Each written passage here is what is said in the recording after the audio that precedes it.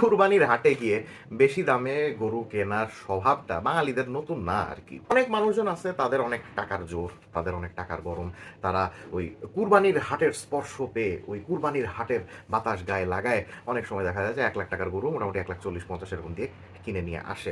তো এটাকে বলে কুরবানির বাতাস। সো অ্যাপারেন্টলি মনে হচ্ছে যে কুরবানির বাতাস বার্সেলোনার গায়েও লাগছে আর কি। না হলে আউট অফ নোওয়্যার আমরা গত রাতের একটা খবর পাইতাম না। Apparently Barcelona is trying to sign English winger Anthony Gordon from Newcastle United, এবং এই প্রতিভাবান উইঙ্গারের পেছনে তারা নাকি সব মিলিয়ে অ্যাপারেন্টলি 80 মিলিয়ন ইউরো খরচ করতে রাজি হয়ে গিয়েছে। সো এই অ্যামাউন্টটা শুনে আমার কাছে মনে হচ্ছে যে প্রবাবলি এই কুরবানির হাটের বাতাস গায়ে লেগেছে Barcelona.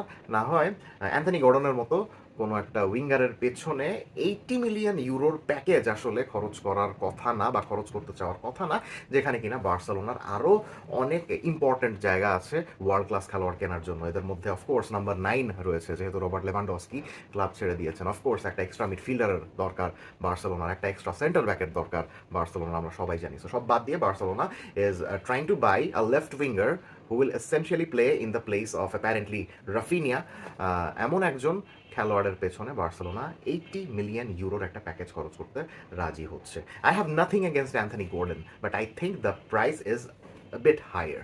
But there is no doubt that he is a fantastic, talented winger. এখন বার্সেলোনার স্টাইলে অ্যান্থনি গর্ডনকে হ্যান্সি ফ্লিক কতটুকু ইউজ করতে পারেন দেখে নেওয়া যাক।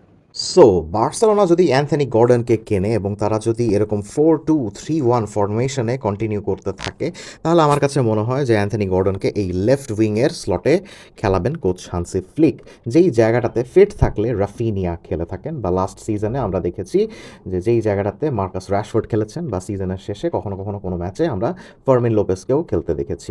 গত সিজনে রাফিনিয়ার অনেক ইনজুরি সংক্রান্ত সমস্যা ছিল, যে কারণে তিনি অনেক ম্যাচ খেলতে পারেননি, অনেক ম্যাচে কন্ট্রিবিউট করতে পারেননি।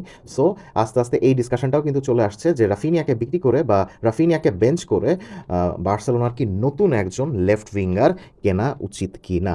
সো আমার কাছে মনে হচ্ছে অ্যান্থনি গর্ডনের জন্য এত টাকার বিড করার পেছনে ওই আইডিয়েশনটাই থাকতে পারে বার্সেলোনার কর্তা ব্যক্তিদেরকে, যে তারা প্রবাবলি অ্যান্থনি গর্ডনকে একটা স্টার্টিং লেফট উইঙ্গারের ভূমিকায় খেলাতে চাচ্ছে। দেখেন, অ্যান্থনি গর্ডন বহুদিন ধরেই ইংলিশ প্রিমিয়ার লিগে খেলছেন। প্রথমে এভারটনে খেলেছিলেন, এভারটন থেকে নিউ ক্যাসল ইউনাইটেডে আসেন, এবং গত কয়েক বছর ধরেই লিভারপুলের মতো ক্লাব কিন্তু তাকে দলে নেওয়ার ব্যাপারে অনেক বেশি ইন্টারেস্টেড।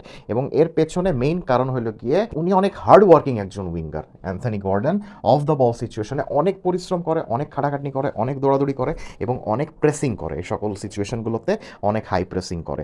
আপনার টিম যদি এরকম হয় যে না, ফ্রন্ট লাইন থেকে প্রেসিং করে প্রতিপক্ষর পা থেকে বল কেড়ে নিয়ে কাউন্টার প্রেসিংয়ের মাধ্যমে দ্রুত গতিতে অ্যাটাক করতে চান, তাহলে Anthony Gordon is your winger. Hansi ফ্লিকের ওই দর্শনটা কিন্তু রয়েছে। আমরা জানি যে উনিও অ্যাটাকিং থার্ড থেকে প্রেসিং করতে অনেক বেশি পছন্দ করেন, এবং অ্যাটাকিং থার্ডে এমন খেলোয়াড়দেরকেই রাখতে চান যারা কিনা এই সকল জোনগুলোতে বার্সেলোনাকে বল রিগেইন করতে সাহায্য করেন। যে কারণে আমরা কিন্তু রাফিনিয়াকে লেফট উইংয়ের ভূমিকাতে দেখতাম, বা ফার্মিন লোপেসকে এই সকল জায়গাতে দেখতাম। Both are pressing monsters. So off the ball সিচুয়েশনে গর্ডনের ইন্ডাস্ট্রি, গর্ডনের পরিশ্রম, গর্ডনের খাটাখাটনি নিয়ে প্রশ্ন তোলার কোনো অবকাশ নেই। কিন্তু গর্ডনের পায়ে যখন বল থাকে তখন তিনি কেমন খেলেন? এখন he is a very great direct winger, যে সামনে একজন প্রপার নাম্বার 9 যদি থাকে, তাহলে ওই নাম্বার 9 একজন দুজন সেন্টার ব্যাককে হোল্ড করে রাখলে পেছনে যে স্পেসটা ক্রিয়েট হয়, সেই স্পেসটাতে দ্রুত গতিতে ডিরেক্টলি ঢুকে গিয়ে শট করে আসার ক্ষেত্রে অ্যান্থনি গর্ডন অত্যন্ত সিদ্ধহস্ত।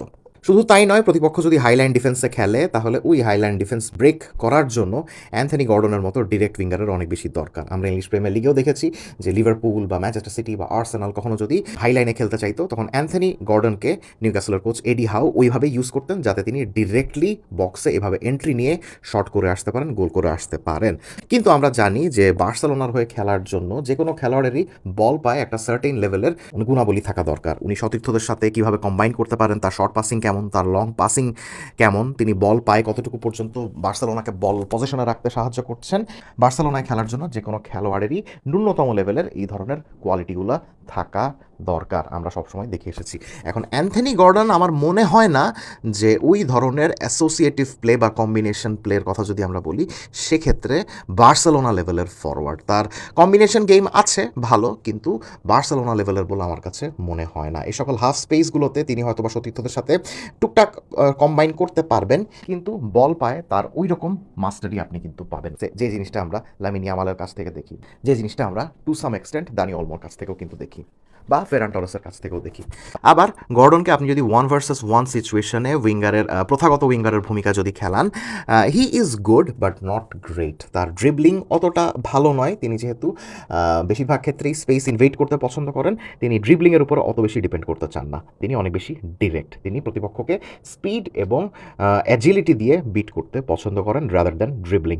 সো আমরা সাধারণত লামিন ইয়ামালের পায়ে যেরকম ড্রিবলিং দেখে দেখে অভ্যস্ত, বা পেদ্রির পায়ে যেরকম ড্রিবলিং দেখে দেখে অভ্যস্ত, ওই সকল জিনিসপত্রগুলো আপনি যদি অ্যান্থনি গর্ডনের কাছে এক্সপেক্ট করেন, তাহলে কিন্তু আপনি সেটা পাবেন না।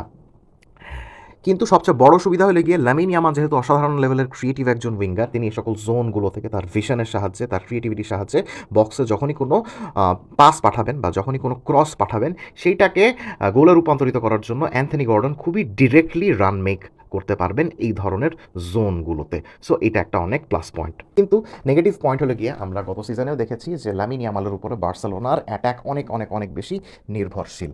সো এর আগেও একটা ভিডিওতে আমি কিন্তু বলেছিলাম যে Barcelona should focus on buying somebody who can take the burden of creativity from Lamine Yamal's shoulder. অর্থাৎ ক্রিয়েটিভিটি দেখানোর জন্য লামিন ইয়ামালের উপরে বার্সেলোনা যে লেভেলের ডিপেন্ড করে থাকে, সেই ডিপেন্ডেন্সিটা কমানোর জন্য হলেও বার্সেলোনাকে এই সাইডে এমন একজনকে কিনতে হবে যে কিনা ইয়ামালের মতো না হলেও ন্যূনতম লেভেলের ক্রিয়েটিভিটি দেখাতে পারেন। এখন আমার মনে হয় না Anthony Gordon is a very creative winger. আবার আপনি যদি তাকে লেফট উইংয়ে না খেলিয়ে তাকে যদি আপনি নাম্বার 9-এ খেলান, নাম্বার 9-এর এই সকল জোনগুলোতে খেলার মতো যে পরিমাণ বক্স প্রেজেন্স থাকা দরকার, যে ধরনের ফিজিক্যালিটি থাকা দরকার, সেটাও কিন্তু অ্যান্থনি গর্ডনের নাই। প্রতিপক্ষর ডিফেন্ডারদের সাথে ফিজিক্যালি বিট করে বক্সের মধ্যে নিজের ডমিনেন্স দেখানোর মতো ওই ধরনের কোয়ালিটিগুলো অ্যান্থনি গর্ডনের সেরকম নাই। তার কোয়ালিটি তখনই থাকে যখন সেন্টার ব্যাক এরকম বক্সের বাইরে থাকে, এবং ওই সেন্টার ব্যাককে পেসে বিট করে উনি ডিরেক্টলি যখন বক্সের মধ্যে ঢুকে যান, তখন তিনি গোল টোল করে আসতে পারেন অ্যাজ আ নাম্বার 9।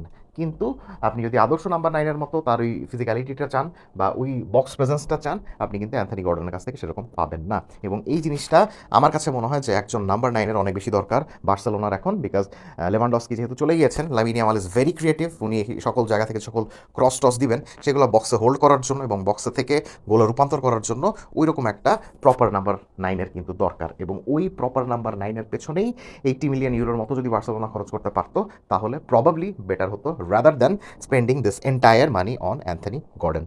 তবে হ্যাঁ, of the ball work rate, running, বক্সের মধ্যে ক্রমাগত কাউন্টার প্রেসিং করে লামিন ইয়ামালের কাঁধ থেকে অতিরিক্ত পরিশ্রম করার বোঝাটা নিয়ে নেওয়া, এই সকল কাজের ক্ষেত্রে Anthony Gordon can be a very good option, যাতে লামিন ইয়ামালকে মাঠের মধ্যে বেশি অফ দ্য বল সিচুয়েশনে খাটাখাটি না করতে হয়।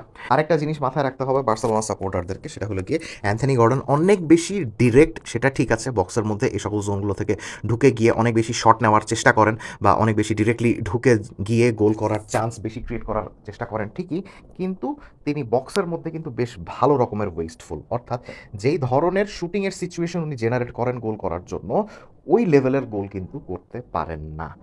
At the end of the day আমি এটাই বলবো যে আমি লাস্ট সিজন একটা ভিডিওতে বলেছিলাম যে Barcelona should buy someone in this left wing zone, যে কিনা লামিন ইয়ামালের উপর থেকে ওই অলরাউন্ড ক্রিয়েটিভিটির বার্ডেনটা কমাইতে পারে।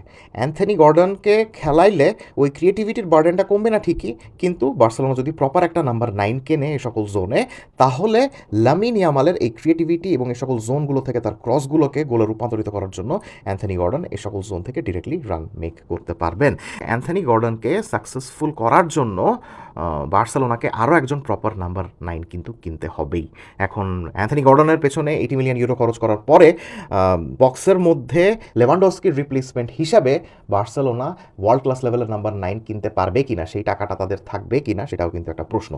But at the end of the day যদি দেখা যায় যে না, তারা সকল টাকা এই গর্ডনের পেছনেই খরচ করছে এবং এই স্ট্রাইকিংয়ের সকল জোনগুলোতে ফেরান টরেসকে দিয়ে কাজ চালাচ্ছে, তাহলে আমার কাছে মনে হয় না যে অ্যান্থনি গর্ডনের সাইনিংটা খুব শিওর শট সাকসেস হবে।